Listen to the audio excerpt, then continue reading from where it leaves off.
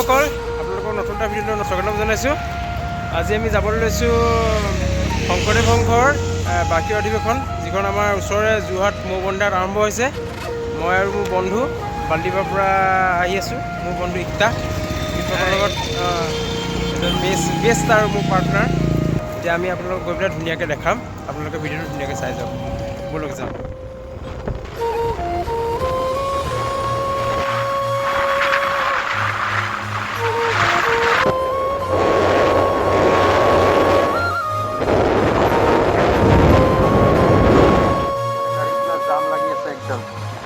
আমি বাইকত আহিছোঁ কাৰণে এতিয়া আমাৰ অলপমান আমি সোনকালেই পামগৈ, নহ'লে গাড়ী অনাবোৰৰ একদম পাছবুক গাড়ী অনাবোৰ বহুত দিগদাৰ হ'ব। এতিয়া কাষে কাষে ৰাস্তা দি যাব লাগিব, গাড়ী পুৰা 37 হাই ৰোডত একদম গাড়ী পুৰা ভিৰ লাগি আছে।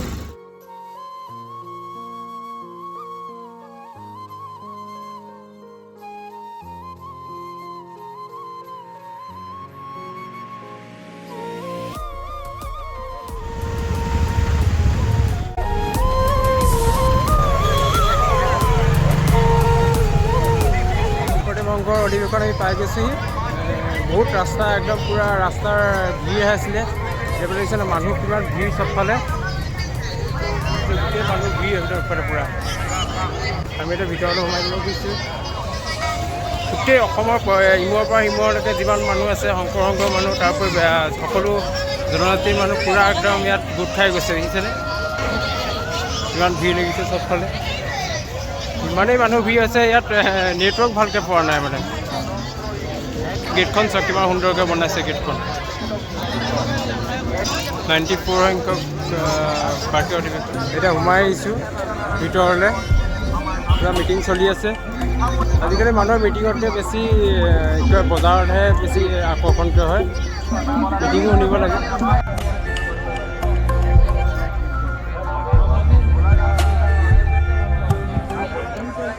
ধুনীয়াকৈ একদম বনাইছে, দেখিছেনে চবফালে একদম ধুনীয়াকৈ সজাইছে শংকৰদেৱ সংঘৰ। আমি ফটো তুলি আছোঁ আৰু ভিডিঅ' কৰি আছোঁ আপোনালোকক ধুনীয়াকৈ দেখাবলৈ। মই যিমান পাৰোঁ চেষ্টা কৰিম ধুনীয়াকৈ ভিডিঅ' দেখাবলৈ।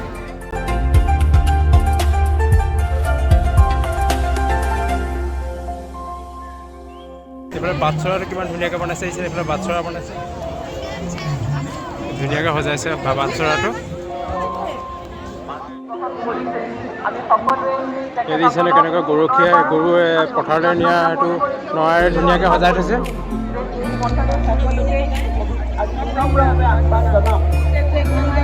বিশাল জনসমুদ্ৰৰে গোটেই ভৰ্তি হৈ পৰিছে শংকৰদেৱ সংঘৰ।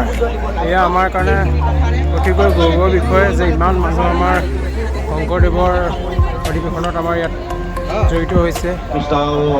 প্ৰত্যেক জাতি ধৰ্ম নিৰ্বিশেষে সকলো আহিছে ইয়াতে, দেখিয়ে ভাল লাগিছে হয়নে।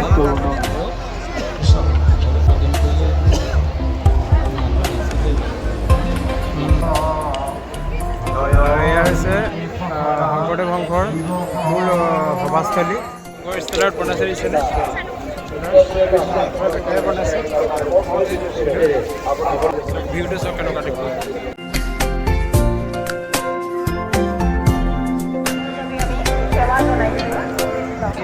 যেনে ফটো মাৰিবলৈ কিমান এটা ভিৰ লাগি গৈছে, গোটেই ধুনীয়াকৈ বনাইছে। সদায় প্ৰতি এটা ধুনীয়া প্ৰতিমূৰ্তি সাজি থৈছে। চ' ইয়াতে একদম মানে পূৰা মানুহ আহিছে, তেনেকুৱা পূৰা ভিৰ লাগি গৈছে মানে। যেনে তেনে আমি দুখনমান ফটো তুলিলোঁ। সেইফালে পূৰা বজাৰ এলেকাত সোমাইছোঁ। কিবা ভোক লাগিছে কাৰণে কিবা খাই লওঁ বুলি ভাবিছোঁ। পূৰা ইয়াৰ পৰা চানাই খাই লৈছোঁ আৰু ভোকত বিচাৰি পোৱা নাই খানা খোৱা ঠাই। 1 ভাগ 20 টকাকৈ। পূৰা গৰম উঠি গ'ল। গৰম উঠাৰ কাৰণে মই জেকেটটো পূৰা সেইকাৰণে বেগটো লৈ আনিছোঁ যে গৰম উঠিলে ডাইৰেক্ট জেকেটটো পূৰা খুলি দিছোঁ। ভোক লাগিলে বাহিৰতে কিবা পুৰিকৈ খাই দিলোঁ। নহ'লে ইমান ভোক লাগিছে মানে ভোজনালয়ত বহুত ভিৰ থাকিবতো। ত' ভিৰৰ মাজত সোমাই খোৱাত বহুত দেৰি লাগিব কাৰণে অলপ পইচা দি আমি পুৰিকৈ খাই দিলোঁ। আমি ভোজনালয়ৰ ওচৰত পাইছোঁহি। ভোজনালয়ৰ ওচৰত কিমান মানুহ চাওক আপুনি। খাবলৈ হ'লে আপুনি বহুত দেৰি ৰ'ব লাগিব। ইয়াত গোটেই লাইন পাতি থৈছে, দেখিছেনে ইমান দীঘল লাইন দেখিছে। ভাই তাৰ পৰা লাইনটো আছে, একদম ইয়াৰ পৰা একদম ইয়ালৈকে লাইনটো আছে পূৰা। আপুনি ভোক মৰি যাব মানে। আপুনি ভাত খাবলৈ ৰখোতে ৰখোতে ভোক মৰি যাব, ইমানে দীঘল লাইন।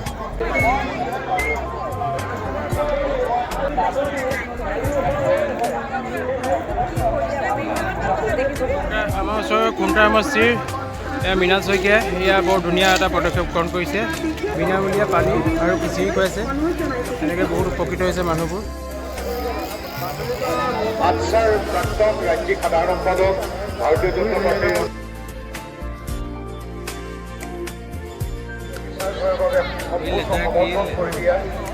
খালি পুৰা লেতেৰা হৈ আছে, লেতেৰা কৰিছে, ফ্লটিং চটিং পেলাই দেখিছে। আৰু এটা আপোনাৰ একদম ঘৰৰ নিচিনা লাগিছে, ঘৰটো এইটো ঘৰৰ নিচিনা লাগিছে না আপোনাৰ? ঘৰ নহয়, আপোনাৰ এইটো পলিথিন প্লাষ্টিকৰ দ্বাৰা বনাইছে, একদম আপোনাৰ দেখিবলৈ একদম ঘৰৰ নিচিনা লাগিব, অট্টালিকা ঘৰ টাইপ। চাওক, আৰু এয়া হৈছে শংকৰদেৱ সংঘৰ বাৰ্ষিক অধিৱেশনৰ নামঘৰ, ধুনীয়াকৈ সজাইছে। নামঘৰটো দেখিছে, শংকৰদেৱ সংঘৰ নামঘৰ।